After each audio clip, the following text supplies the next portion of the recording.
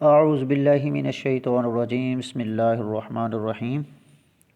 السلام علیکم ورحمۃ اللہ وبرکاتہ و مغفرتہ۔ عزیز طلباء و طالبات، میں امید کرتا ہوں کہ موسم سرما کی جو آپ کی تعطیلات ہیں بڑے اچھے طریقے سے گزری ہوں گی۔ اپنی ذمہ داری کے ساتھ اپنے جو اسباق ہیں وہ تیار کیے ہوں گے، اور دعا کرتا ہوں کہ اللہ پاک آپ کے عمل میں، آپ کی زندگی میں برکتیں فرمائے اور اللہ آپ کو آئندہ زندگی میں کامیاب و کامران فرمائے۔ تو بلا تمہید آتے ہیں اپنے مضمون کی طرف، جو ہمارا 2 حصوں میں ہو چکا ہے، اور آج ہم نے صادق و امین کے پیراگراف پر گفتگو کرنی ہے کہ رسول اللہ صلی اللہ علیہ وسلم نے اپنی پوری زندگی میں سچ بولا اور اپنے فالوورز کو، اپنے پیروکاروں کو سچ بولنے کی تلقین فرمائی۔ اور قرآن مجید میں بھی ارشاد ہے کہ جھوٹوں پر خدا کی لعنت، لعنت اللہ علی الکاذبین۔ تو اس لیے رسول اللہ صلی اللہ علیہ وسلم نے بھی اپنی امتیوں کو ہمیشہ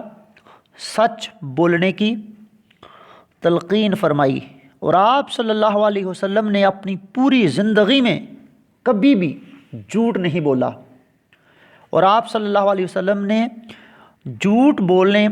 پر سختی سے مذمت فرمائی۔ آپ صلی اللہ علیہ وسلم نے جب دین کی تبلیغ شروع کی تو آپ ایک پہاڑی پر کھڑے ہو کر لوگوں کو کہنے لگے کہ اے لوگو، اے عرب والو، اگر میں آپ سے کہوں کہ اس پہاڑی کی عقب میں، اس کی بیک سائڈ میں، اس کے پیچھے سے ہم پر لشکر حملہ آور ہونے کے لیے آ رہا ہے تو آپ کی کیا رائے ہوگی؟ تو سب نے کہا اے محمد صلی اللہ علیہ وسلم، ہم نے آپ کو پوری زندگی میں کبھی جھوٹ بولتے ہوئے نہیں دیکھا، تو ہم آپ کی بات کو مان لیں گے۔ یعنی رسول اللہ صلی اللہ علیہ وسلم کا یہ کردار تھا۔ آپ صلی اللہ علیہ وسلم کی زندگی ان کے سامنے اس قدر پاک صاف تھی، آپ اس قدر سچے تھے، اور آپ صلی اللہ علیہ وسلم کے پاس جو بھی امانتیں لوگ رکھتے تھے، آپ کبھی بھی ان میں خیانت نہیں فرماتے تھے۔ آپ صلی اللہ علیہ وسلم ان کی چیزوں کو بر وقت ان تک پہنچاتے۔ اور جب آپ صلی اللہ علیہ وسلم کو مدینہ المنورہ کی طرف ہجرت کرنے پر مجبور کر دیا گیا تو آپ صلی اللہ علیہ وسلم نے حضرت علی کو اپنے بستر مبارک پر کیوں سلایا تھا؟ اس لیے کہ لوگوں کی امانتیں آپ کے پاس تھی، اور آپ نے حضرت علی سے یہ فرمایا کہ میری امانتیں لوگوں کو واپس کر کے تم بھی مدینہ کی طرف ہجرت کرانا۔ تو آپ صلی اللہ علیہ وسلم اس قدر اپنی زبان میں پکے تھے، سچے تھے، اور کبھی بھی آپ صلی اللہ علیہ وسلم نے اپنی زندگی میں کسی سے ہیر پھیر نہیں کیا۔ غم خوار نبی آپ صلی اللہ علیہ وسلم نے اپنی امت کی خاطر، اپنے چاہنے والوں کی خاطر ہمیشہ ان کے غموں میں، ان کی خوشی اور غم میں برابر کے شریک رہے۔ آپ صلی اللہ علیہ وسلم غریبوں کے ہمدرد رہے، یتیموں اور بے سہاروں کو آپ صلی اللہ علیہ وسلم نے سینے کے ساتھ لگایا، اور آپ صلی اللہ علیہ وسلم ہمیشہ اس غم میں مبتلا رہتے تھے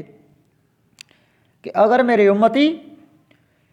اللہ نہ کرے اپنی بے عملی کی وجہ سے جہنم میں چلا جائیں گے تو محمد صلی اللہ علیہ وسلم کو یہ برداشت نہیں ہوگا۔ آپ ہمیشہ اپنی امت کے فکر میں رہتے تھے، اور آپ صلی اللہ علیہ وسلم پوری رات اللہ تبارک و تعالیٰ کی بارگاہ میں، سردیوں کی سخت راتوں میں آپ صلی اللہ علیہ وسلم کھڑے ہو کر نوافل ادا کر رہے ہیں، کبھی قیام میں ہیں، کبھی سجدے میں ہیں، اور آپ صلی اللہ علیہ وسلم کی آنکھیں اپنے امتیوں کے گناہوں کی بخشش کے لیے اشکبار ہیں۔ اللہ کیا جہنم، اللہ کیا جہنم اب بھی نہ سرد ہوگا، رو رو کے مصطفیٰ نے دریا بہا دیے ہیں، میرے کریم سے گر قطرہ کسی نے مانگا، دریا بہا دیے ہیں، دربے بہا دیے ہیں۔ تو پیارے بچوں، رسول اللہ صلی اللہ علیہ وسلم ہمیشہ اپنی امت کے غم میں اور ان کی فکر میں رہتے تھے کہ اللہ تبارک و تعالی ان کے گناہوں کی وجہ سے، ان کی بے عملیوں کی وجہ سے ان کو کہیں جہنم میں نہ ڈال دے۔ تو آپ صلی اللہ علیہ وسلم نے آخری دم تک اپنی گناہگار امت کو اپنی دعاؤں میں یاد رکھا۔ آپ صلی اللہ علیہ وسلم اپنی امت کی فکر میں اور ان کی رہنمائی میں اور ان کی اصلاح میں ہر وقت اللہ کی بارگاہ میں دعا کرتے رہتے تھے۔ ساقی کوثر، بروز حشر جب یہ ساری دنیا اللہ تبارک و تعالی اپنے جلال کے ساتھ، اس کے حکم کے ساتھ یہ تباہ و برباد ہو جائے گی، اور بروز حشر انسان اللہ کے خوف سے اس قدر مبتلا ہوگا کہ اس کو اس قدر پسینہ آئے گا کہ وہ اپنے پسینے میں ڈوب جائے گا، اور اس روز اس قدر گرمی ہوگی کہ لوگوں کے حلق خشک ہو جائیں گے،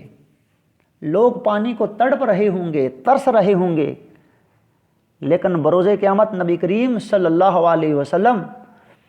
اپنے امتیوں کو جو پیاس سے بلک رہے ہوں گے، تڑپ رہے ہوں گے، پیاس کی شدت سے مر رہے ہوں گے، آپ صلی اللہ علیہ وسلم ان کو اپنے ہاتھوں سے حوض کوثر سے جام بھر بھر پلائیں گے۔ اور یہاں بات آپ کو ایک واضح کرتا چلوں کہ وہ امتی وہی رسول اللہ صلی اللہ علیہ وسلم سے حوض کوثر میں کا پیالہ لینے میں کامیاب ہوگا، رسول اللہ صلی اللہ علیہ وسلم کے ہاتھوں جام لینے میں کامیاب ہوگا، جس نے اپنی زندگی رسول اللہ صلی اللہ علیہ وسلم کی سنت کے مطابق، آپ کے فرمان کے مطابق، آپ کے فرمودات کے مطابق گزاری ہوگی۔ شفاعت قیامت کے تابع نہیں ہے، یہ چشمہ تو روز ازل سے ہے جاری، خطا کار بندوں پہ لطف مسلسل، شفاعت نہیں ہے تو پھر اور کیا ہے۔ لہذا رسول اللہ صلی اللہ علیہ وسلم اپنے ان امتیوں کی بخشش فرمائیں گے جو دنیا میں رہتے ہوئے آپ صلی اللہ علیہ وسلم کو اللہ کا آخری نبی مانتے تھے، اللہ کا آخری پیغمبر مانتے تھے۔ ما کانا محمد ابا احد من رجالکم ولکن رسول اللہ وخاتم النبیین، انہیں مانا، انہیں جانا، نہ رکھا غیر سے کام، للہ الحمد میں دنیا سے مسلمان گیا۔ تو رسول اللہ صلی اللہ علیہ وسلم پھر بروز قیامت وہ امتی، وہ خوش قسمت جنہوں نے اس دنیا میں رہتے ہوئے رسول اللہ صلی اللہ علیہ وسلم کی زندگی کو مطابق اپنی زندگی گزاری، جنہوں نے رسول اللہ صلی اللہ علیہ وسلم کو اسوہ حسنہ پر انہوں نے عمل کیا، جنہوں نے آپ صلی اللہ علیہ وسلم کے فرمودات پر زندگی گزاری، تو پھر بروز قیامت وہ پیاس کی شدت سے مریں گے نہیں، بلکہ رسول اللہ صلی اللہ علیہ وسلم اپنے ہاتھوں کے ساتھ ان کو جام بھر بھر کر پلائیں گے۔ شافع محشر آپ صلی اللہ علیہ وسلم اپنے امتیوں کی بخشش فرمائیں گے، اور روایت ہے کہ جب لوگ اللہ کے قہر اور جلال سے ڈر رہے ہوں گے تو سب سے پہلے حضرت آدم علیہ السلام کے پاس سفارش لے کر جائیں گے کہ اللہ کے ہاں ہماری بخشش کے لیے سفارش فرمائیں۔ تو حضرت آدم علیہ السلام بھی اللہ کے خوف اور جلال کی وجہ سے کانپ رہے ہوں گے، پھر وہ نوح علیہ السلام کے پاس بھیجیں گے، پھر نوح علیہ السلام بھی لوگوں کی سفارش کرنے سے جو ہے وہ قاصر رہیں گے، انکار کریں گے، پھر وہ موسیٰ علیہ السلام کے پاس بھیجیں گے، اسی طرح موسیٰ علیہ السلام ابراہیم علیہ السلام کے پاس، یہ کے بعد دیگرے جب حضور کی امت آپ صلی اللہ علیہ وسلم کے پاس تشریف لے کر آئیں گے تو اللہ تبارک و تعالیٰ کی بارگاہ میں پھر حضور صلی اللہ علیہ وسلم گناہگاروں کی بخشش کے لیے دعا کریں گے، درخواست کریں گے، تو پھر اللہ تبارک و تعالیٰ آپ صلی اللہ علیہ وسلم کی سفارش کو قبول فرمائیں گے۔ اس لیے آپ صلی اللہ علیہ وسلم شافع محشر ہیں۔ آپ صلی اللہ علیہ وسلم ہماری بخشش کروانے والے ہیں، اور ہمارا یقین ہے کہ رسول اللہ صلی اللہ علیہ وسلم اپنے گناہگار امتیوں کو، جو آپ کو آخری نبی مانتے ہیں، اللہ کا آخری نبی مانتے ہیں، شافع محشر ان کی شفاعت فرمائیں گے۔ تو آتے ہیں رحمت للعالمین۔ اللہ تبارک و تعالیٰ نے آپ صلی اللہ علیہ وسلم کو رحمت بنا کر بھیجا، اور قرآن مجید میں ارشاد ہے وَمَا أَرْسَلْنَاكَ إِلَّا رَحْمَةً لِلْعَالَمِينَ، اور ہم نے آپ کو تمام جہانوں کے لیے رحمت بنا کر بھیجا۔ آپ کی رحمت کے متعلق الطاف حسین حالی کا کہنا ہے وہ نبیوں میں رحمت لقب پانے والا، وہ نبیوں میں رحمت لقب پانے والا، مرادیں غریبوں کی بھرلانے والا۔ آپ صلی اللہ علیہ وسلم کی جو رحمت تھی وہ نہ صرف آپ کے امتیوں تک محدود تھی، آپ رحمت للعالمین ہیں۔ جس طرح اللہ تبارک و تعالیٰ اس پوری کائنات کا رب ہے، حیوانات، جمادات، نباتات، چرند پرند، تو نبی کریم صلی اللہ علیہ وسلم بھی اس طرح پوری کائنات کے لیے رحمت بن کر تشریف لائے ہیں۔ آپ صلی اللہ علیہ وسلم ایسی رحمت ہیں کہ جس طرح سورج طلوع ہوتا ہے تو سورج کی حرارت سے، روشنی سے بہت بڑے بڑے میدان، صحرا، جنگل، پہاڑ، یا آپ صلی اللہ علیہ وسلم ایک ایسے ابر باراں ہیں، ایسی بارش کی طرح ہیں کہ جب بارش ہوتی ہے تو وہ بلا امتیاز بنجر زمین پر، زرخیز زمین پر، اونچے اور ریتلے پہاڑوں پر، سنگلاخ پہاڑوں پر، نشیب و فراز ہر جگہ پر بارش ہوتی ہے۔ تو آپ صلی اللہ علیہ وسلم کی رحمت بھی اس بارش کی طرح ہر کسی کے لیے خاص و عام ہے۔ آپ صلی اللہ علیہ وسلم سب کے لیے رحمت بن کر اس کائنات میں تشریف لائے ہیں۔ آپ کی زندگی کا اگر مطالعہ کیا جائے، آپ صلی اللہ علیہ وسلم کی ہمدردی، غم خاری و غم غساری کا مطالعہ کیا جائے تو آپ صلی اللہ علیہ وسلم بلا تخصیص، بغیر امتیاز، نہ صرف مسلمانوں بلکہ غیر مسلموں کے ساتھ بھی محبت کے ساتھ، شفقت کے ساتھ، اخلاق اور اخلاص کے ساتھ پیش آیا کرتے تھے۔ اور آپ صلی اللہ علیہ وسلم نے ہمیشہ اپنے مخالفین کے لیے اچھی سوچ رکھی اور کبھی بھی کسی کے خلاف پروپیگنڈا نہیں کیا۔ وہ آئے جہاں میں رحمت للعالمین ہو کر، پناہ بے کساں بن کر، شفیع المذنبین ہو کر، خرد کیا کر سکے گی ان کی رفعتوں کا اندازہ، فلک ہی رہ گیا جن کے لیے فرش زمیں ہو کر۔ تو رسول اللہ صلی اللہ علیہ وسلم جانوروں کے لیے بھی رحمت بن کر تشریف لائے۔ رسول اللہ صلی اللہ علیہ وسلم اس کائنات کے ذرے ذرے کے لیے، چرند اور پرند کے لیے بھی آپ صلی اللہ علیہ وسلم رحمت بن کر تشریف لائے۔ اور ایک چھوٹا سا واقعہ کہ جب آپ صلی اللہ علیہ وسلم کو کسی نے یہ شکایت کی کہ کچھ صحابہ نے چمٹیوں کو تنکوں کے ساتھ، خشک تنکوں کے ساتھ جو ہے وہ آگ لگا کر راہ کر دیا، تو پھر آپ صلی اللہ علیہ وسلم نے ان کی سرزنش فرمائی کہ تم کو کیا حق پہنچتا ہے کہ تم ایک جاندار کو مارنے کی کوشش کرو، جلانے کی کوشش کرو۔ تو لہٰذا آپ صلی اللہ علیہ وسلم انسان تو دور کی بات، آپ صلی اللہ علیہ وسلم چمٹیوں یعنی حشرات کے لیے بھی رحمت بن کر تشریف لائے۔ تو چلتے ہیں محسن اعظم جی آپ صلی اللہ علیہ وسلم اس کائنات کے اندر جتنی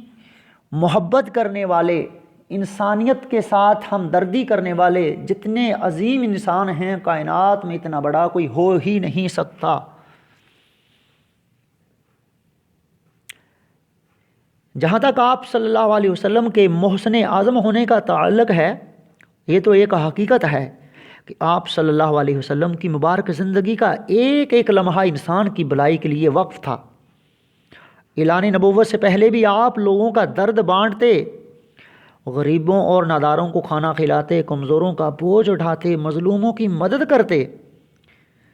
آپ صلی اللہ علیہ وسلم کی فطرت میں ہمدردی، غم و گساری، اور آپ صلی اللہ علیہ وسلم کے دل میں لوگوں کی بھلائی کے لیے لوگوں کی کا جو درد تھا وہ کوٹ کوٹ کے بھرا ہوا تھا۔ آتے ہیں حسن بے مثال کی طرف۔ آپ صلی اللہ علیہ وسلم کو اللہ تبارک و تعالی نے بے مثال حسن سے مالا مال کیا ہوا تھا۔ تو شاہ خوباں تو جانے جانا، تو شاہ خوباں تو جانے جانا،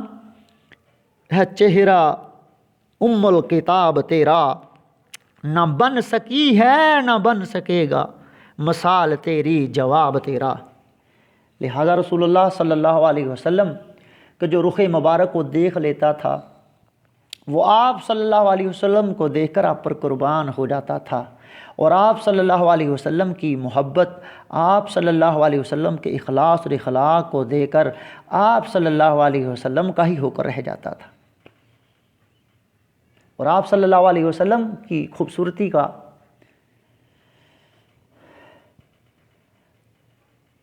کو بیان ہی نہیں کر سکتے۔ ایسا تجھے خالق نے طرح دار بنایا، یوسف کو تیرا طالب دیدار بنایا۔ حضرت یوسف علیہ السلام بھی بڑے حسین و جمیل اور خوبصورت پیغمبر گزرے ہیں، لیکن انہوں نے بھی رسول اللہ صلی اللہ علیہ وسلم کا امتی ہونے کی اللہ کے حضور دعا کی، اور حضرت یوسف علیہ السلام کا جہاں حسن ختم ہوتا ہے وہاں ہمارے نبی صلی اللہ علیہ وسلم کا حسن شروع ہوتا ہے۔ رخ مصطفیٰ ہے وہ آئینہ کہ اب ایسا دوسرا آئینہ، نہ کسی کی بزم خیال میں نہ دکان آئینہ ساز میں۔ لہذا رسول اللہ صلی اللہ علیہ وسلم کو اللہ تبارک و تعالی نے بہت ہی حسن و جمال سے مالا مال فرمایا تھا، اور آپ صلی اللہ علیہ وسلم ہر لحاظ سے 1,24,000 جو پیغمبر ہیں ان سے زیادہ خوبصورت تھے، حسین و جمیل تھے۔ تو اسی لیے اللہ تبارک و تعالیٰ نے آپ صلی اللہ علیہ وسلم کے حسن کو قرآن پاک میں بجا فرمایا، یاسین والقرآن الحکیم والضحیٰ واللیل اذا سجا۔ تو لہٰذا قرآن مجید کو اگر ہم بغور پڑھ کر دیکھیں تو اللہ تبارک و تعالیٰ نے اپنے پیارے حبیب صلی اللہ علیہ وسلم کے حسن کے بارے میں، آپ صلی اللہ علیہ وسلم کی خوبصورتی کے بارے میں جا بجا آپ کی تعریف کی ہے، اپنے محبوب کی جو ہے وہ مثالیں دے کر خوبصورتی کو بیان کیا ہے۔ تو رسول اللہ صلی اللہ علیہ وسلم کا جو حسن تھا وہ ناقابل بیان ہے، اور آپ صلی اللہ علیہ وسلم کے حسن کو، آپ صلی اللہ علیہ وسلم کی خوبصورتی کو اللہ تبارک و تعالیٰ نے جو آپ کو ایک خوبصورتی سے نوازا تھا، ہم ان کو بیان کرنے میں قاصر ہیں۔ تو عزیز طلباء و طالبات، یہ ہمارا جو مضمون ہے محسن انسانیت آج مکمل ہو چکا ہے۔ تو میں امید کرتا ہوں کہ آپ اس مضمون کے جتنے بھی نکات ہیں، تمہیدی نکات ہیں، نفس مضمون کے جو نکات ہیں، اور اس کے ساتھ اختتام ہے وہ بھی میں آپ کو بتاتا چلوں کہ اختتام کو بھی آپ نے مد نظر رکھنا ہے۔ اور اختتام کے جو نکات ہیں ہمارے، یہ میں آپ کے سامنے رکھتا ہوں، معاف کیجیے گا، ابھی ہمارا مضمون مکمل نہیں ہوا۔ یہ عالمگیر رہنمائی، آپ صلی اللہ علیہ وسلم عالمگیر رہنمائی پہ آپ نے پیراگراف لکھنا ہے کہ آپ صلی اللہ علیہ وسلم نہ صرف کسی قوم یا قبیلے کے لیے تشریف لائے تھے، بلکہ آپ صلی اللہ علیہ وسلم ایک عالمگیر مسیحا بن کر، پیغمبر بن کر، نبی بن کر تشریف لائے تھے، اور قیامت تک آپ صلی اللہ علیہ وسلم کی لائی ہوئی احادیث جو تعلیم ہے وہ رہنمائی کرتی رہے گی۔ خاتم النبیین یعنی آپ صلی اللہ علیہ وسلم آخری نبی ہیں، اور آپ کے بعد کوئی نبی نہیں ہے، اور اگر آپ کے بعد کوئی نبی تصور کرے گا تو وہ دائرہ ایمان سے باہر ہے۔ اور اللہ تبارک و تعالیٰ نے آپ صلی اللہ علیہ وسلم کی ختم نبوت کے بارے میں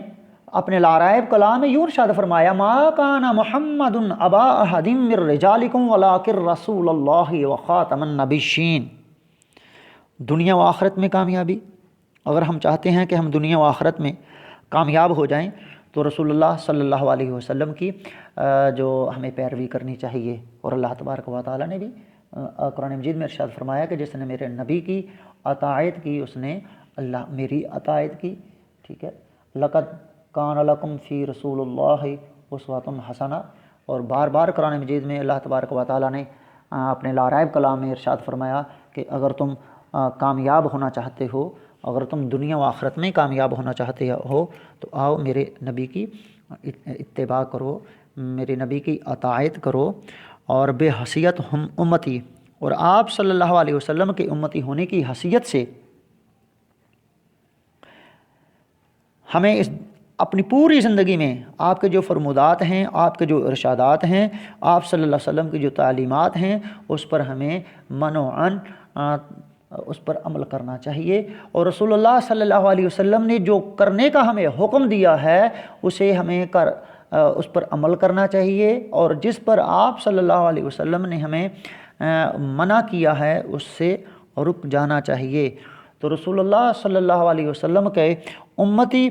ہونے کی حیثیت سے ہم پر یہ واجب ہے، فرض ہے کہ رسول اللہ صلی اللہ علیہ وسلم نے جس طرز کی زندگی ہمیں گزارنے کا حکم دیا ہے اس طرز کی زندگی اگر ہم